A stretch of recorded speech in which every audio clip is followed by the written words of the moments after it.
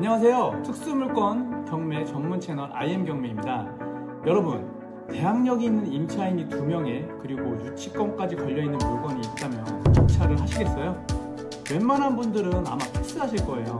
근데 알고 보니 이 물건, 임차인도 유치권도 모두 허위였습니다. 오늘 소개할 경매 사건은 겉으로는 위험해 보이지만 실제로는 기회였던 대표적인 특수물건 경매 사건입니다. 임차인이 소유자의 아들, 유치권자가 소유자의 남편? 이게 말이 됩니까? 지금부터 그 숨겨진 진실 함께 파헤쳐 보겠습니다. 사건 번호는 2024 타경 59772입니다. 소재지는 경기도 화성시 송산면에 위치한 단독주택 2동과 임야 1필지입니다. 송산은 요즘 신세계에서 대규모 테마파크 확정으로 인해 화성의 부동산이 조금씩 움직이고 있어요. 여러분들도 화성 쪽에 관심을 가지시면 좋으실 것 같아요. 자, 다음으로 토지 면적은 613평이고 건물 면적은 96평입니다. 건물 96평은 한 동이 아닌 단독주택 2동의 면적입니다. 한 동당 48평 정도 되겠죠. 토지와 건물 모두 일괄 매각입니다. 1차 감정가는 11억 5,642만원이고 2번이 유찰되고 3차 때 감정가 대비 54%인 6억 3천만원에 주식회사 하늘컴퍼니가 낙찰을 받았습니다. 저는 한 4억 정도의 입찰을 준비했었는데요. 조사해보니 이 물건 생각보다 아주 재밌는 사건이었어요. 다음으로 매각 물건 현황을 보겠습니다. 토지는 건물 2동이 있는 대지 3필지 외에 381평의 임야가 한 필지 추가로 있습니다. 이 사건의 첫 번째 문제인 임차인 현황을 보겠습니다. 임차인은 2명인데요. 첫 번째 임차인 김모 씨는 전입일자가 22년 7월 7일입니다. 말소기준권리 날짜보다 빠른 대항력이 있는 임차인입니다. 확정일자는 받지 않았고 배당 요구도 하지 않았습니다. 이 경우 김모 씨가 만약에 진짜 임차인일 경우에는 낙찰자는 김모 씨의 보증금 전액을 인수해야 합니다. 김모 씨는 배당 요구를 하지 않았기 때문이죠. 다음으로 두 번째 임차인 천모 씨가 있습니다. 전입일자는 20년 2월 25일로 말소기준권리 날짜보다 빠른 대항력이 있는 임차인입니다. 천모 씨도 확정일자는 받지 않았고 천모 씨도 김모 씨와 마찬가지로 배당 요구를 하지 않았기 때문에 천모 씨의 보증금 1억 2천만 원은 낙찰자가 전액 인수해야 합니다. 단독주택이 2동이 나왔고 임차인이 2명이니 각각 한 동씩 임차를 한 거겠죠. 표면상 두 사람 모두 말소기준권리 날짜보다 빠른 대항력이 있는 임차인입니다. 두 사람 다 배당 요구를 하지 않았으므로 낙찰자가 보증금 전액을 인수해야 되는 구조예요. 다음으로 기타 사항을 보겠습니다. 여기 밑에 보면 천모 씨는 소유자 강모 씨의 자이고 주민등록상 동일 세대 거주라고 기재되어 있습니다. 저는 이 내용을 보고 임장을 가기 전부터 이 천모 씨는 99% 허위 임차인일 거라고 확신을 했습니다. 그래서 임장을 가기 전부터 혹시 유치권도 가짜일 수도 있겠다라는 생각을 가지고 조사를 시작했습니다. 일단 이 얘기는 조금 뒤에 하고 등기부 현황을 보겠습니다. 여기 이렇게 보면 등기부는 아주 지저분합니다. 일단 경매 신청 채권자인 성남 대연신협의 7억 8천만 원의 근저당권과 임모 씨의 2억 6천만 원의 근저당권을 떠안고 현재 소유자이자 채무자인 강모 씨가 소유권 이전을 받습니다. 그 이후 성남 대연신협에서 근저당권에 기한 임의경매로 경매를 신청했습니다. 다음으로 주의사항을 보겠습니다. 25년 6월 10일 목록 5에 전입인 김모 씨가 건축공사비 채권액 1억 2,100만 원의 명목으로 유치권을 주장하고 있으니 그 성립 여부는 불분명함이라고 기재되어 있습니다.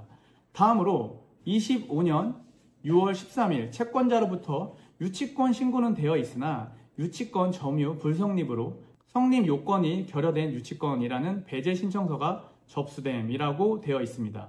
그리고 이에 다시 25년 6월 18일에 유치권자 김모 씨가 이에 대한 유치권 배제 신청 반박 의견서를 제출했습니다. 이 내용은 배제 신청을 한 채권자가 말한 점유 불성립에 대한 반박 의견서겠죠.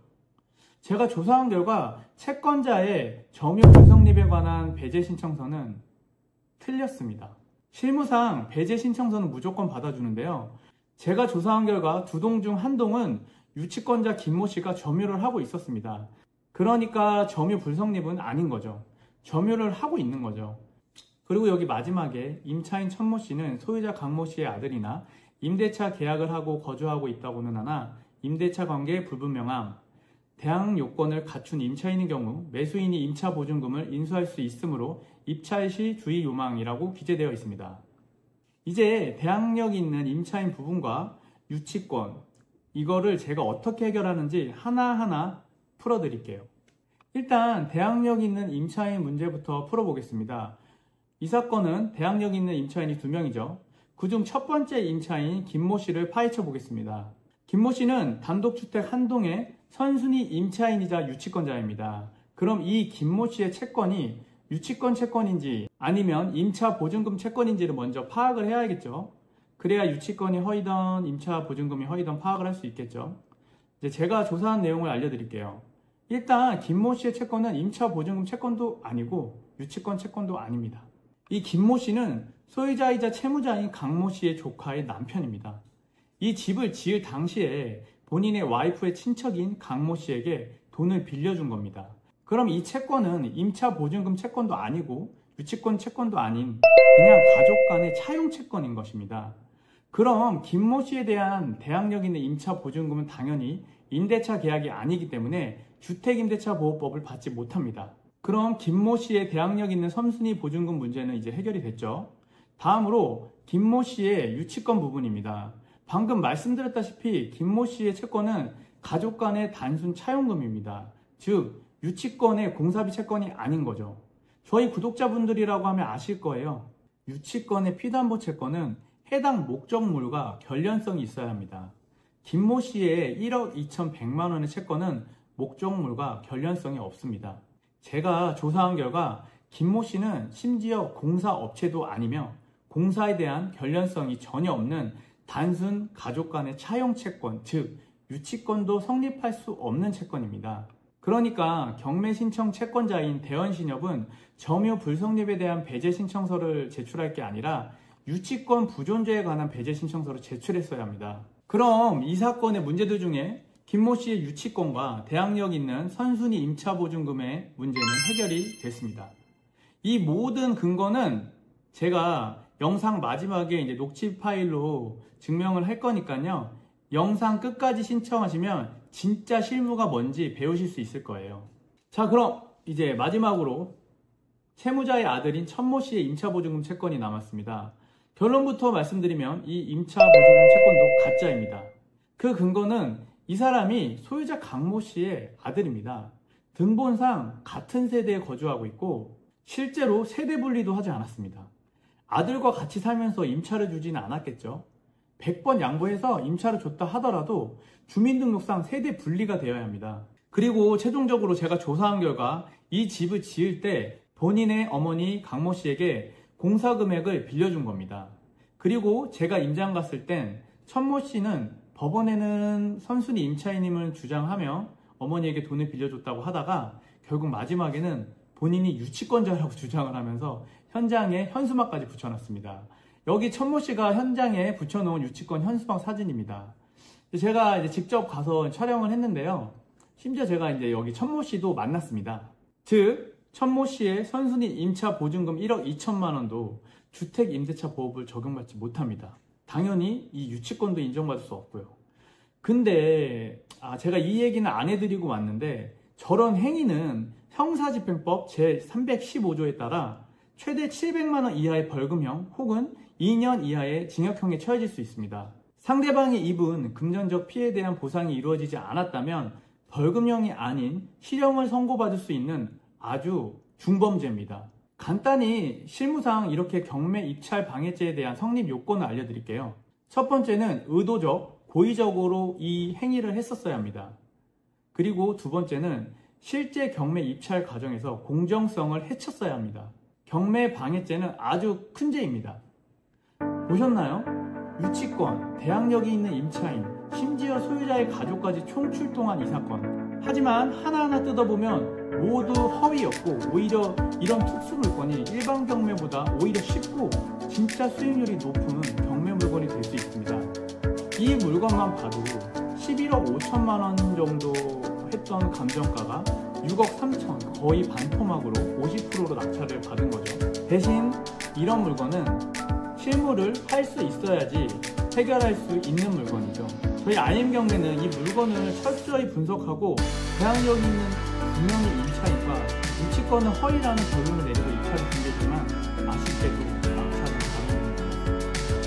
이 영상이 경매를 공부하시는 분들께 그리고 일반 경매만 자꾸 고집하시는 분들께 진짜 위험한 물건과 위험해 보이지만 실제로는 하나도 위험하지 않고 수익률이 높은 기회의 물건을 구분하는 기준이 되셨으면 좋겠습니다. 이런 물건은 실제 강의만 하시는 분들은 입찰을 할 수가 없는 특수 물건입니다. 하지만 이론과 실무를 같이 배우면 여러분도 충분히 입찰을 할 수 있는 그런 물건이죠. 이번 사건의 내용들은 실제 투자자가 아니면 100% 알 수가 없는 실무적인 내용입니다. IM 경매는 12년 동안 특수 물건만 분석해온 경매 실무 전문가팀으로 이런 허위 권리를 분석하는 방법과 실제 수익화 교육을 함께하고 있습니다. 관심이 있으신 분들은 댓글, 상단, 고정 링크를 통해 신청하실 수 있습니다. 오늘 영상이 도움이 되셨다면 구독과 좋아요, 알림 설정까지 좀 부탁드립니다. 마지막으로 유치권자의 녹취 파일 들려드리면서 오늘 마무리하겠습니다. 감사합니다. 사장님이 예, 유치권을 그러면 이 집을 지으실 때 네. 그러니까 그 보증금이 아니라 어쨌든 공사비를 다 대신 거네요. 공사비. 아, 공사비. 그래서 그 1억 2천이 네. 그 공사비 이제 유치권으로 되어 있는 거네요. 네, 맞아요. 그 어머니가 이제 하시는데 돈을 아드님이 네. 해주셨구나. 그래가지고 그러니까 여기에 지금 들어간 거는 이제 한 8천 정도가 들어가고 이제 어머니 따로 이제 네. 들어간 것도 4천이 들어가니까. 그래서 이 집에는 8천이 들어가시고 네. 다른 거 4천에서 이제 1억 2천이 되신 1억 거구나. 2천 맞춰가지고 그래가지고 또 형님도 또 돈을 또 어머니한테. 저쪽은 이제 저희 사촌 동생이에요. 저희 여동생하고 이제 결혼한 형님이 네. 그쪽 공사 비용으로 이제 1억 2천이 들어가. 공사도 직접 하셨나 보네요. 그 사촌 동생 그 남편분은 이 집을 지으실 때 네. 공사비를 지출을 네. 하신 거.